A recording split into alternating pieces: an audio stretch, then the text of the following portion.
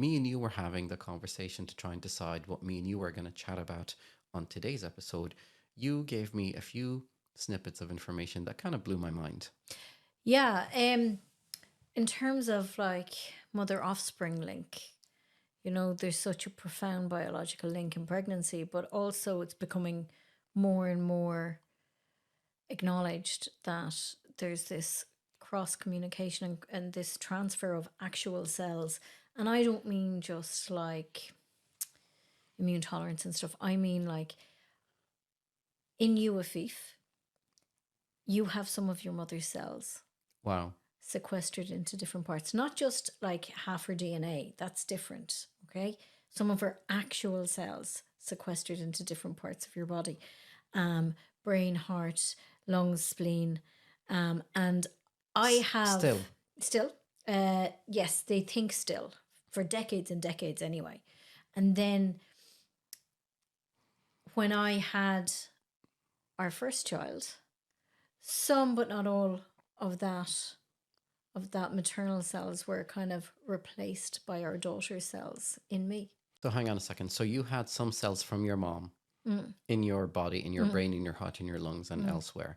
But once you have a child, some of them were moved away. So some of the child's cells say to your mom's cells, get out of here. Out of town. Yeah. Wow. So there's like an accumulation of other people's cells within mothers who have a few pregnancies, like because they're accumulating these little, they're called microchimerisms.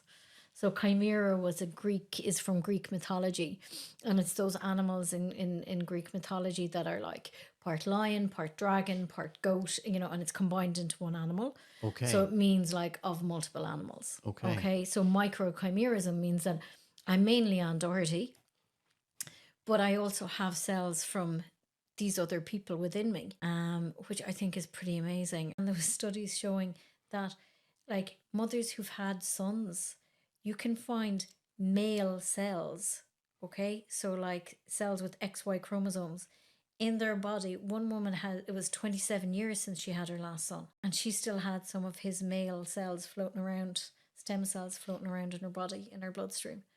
So they're with us for life. They never go. And women are forever changed on the most fundamental level by pregnancy. I just think it's wild. And then the other thing I was looking into, and it was looking at kind of the immune components in rheumatoid arthritis, in systemic sclerosis, and in preeclampsia. And these are all kind of immune diseases with significant immune contributions into their cause. And this all plays a part in it. So I've had children. So my risk of rheumatoid arthritis is immediately lower because I've had children as a woman. Because of that immune tolerance and that different kind of learning that my immune system has. So I just think it's correct. It's wild. It's crazy how much we are learning about the connection between mother and children, and we still don't know fully what those cells do. Sure, we don't. No, but a lot of them are stem cells. So I think we need to figure out what their purpose is. I think predominantly they're probably there for immune learning.